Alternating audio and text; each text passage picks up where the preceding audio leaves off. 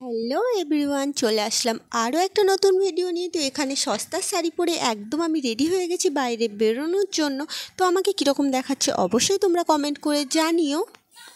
আমাদের প্ল্যান ছিল এখানে সামান্য কোলাঘাটের মধ্যেই যাওয়া। তো এখানে এইচএফসি রেস্টুরেন্টে পৌঁছে গিয়েছিলাম।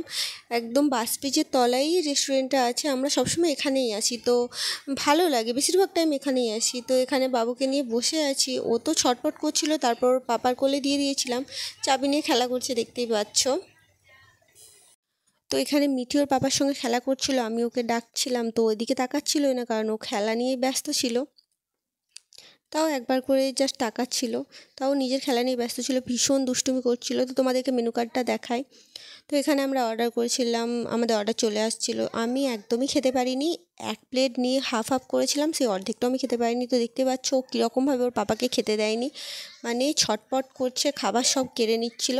দেন একটা আঙ্কেলের কোলে দিয়ে আমরা খাওয়াটা কমপ্লিট করেছিলাম। দেন তারপর আমরা বাড়ির পথে আসলাম। আর আমাদেরকে আসার সময় অবশ্যই ঠাকুর দোকানে চা খেতে হতো, কারণ আমরা প্রত্যেক বাড়ি এটা করে থাকি। তো চা খেয়ে আমরা বাড়ি চলে আসলাম।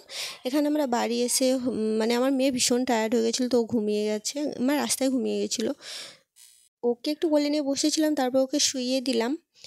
দেন ভিডিওটা আর বেশি বড় করলাম না, এতটুকুই ছিল। তো তোমাদের কেমন লাগলো তোমরা অবশ্যই জানিও। আর ভালো যদি লাগে তো লাইক কমেন্ট শেয়ার করবে। আর বাই।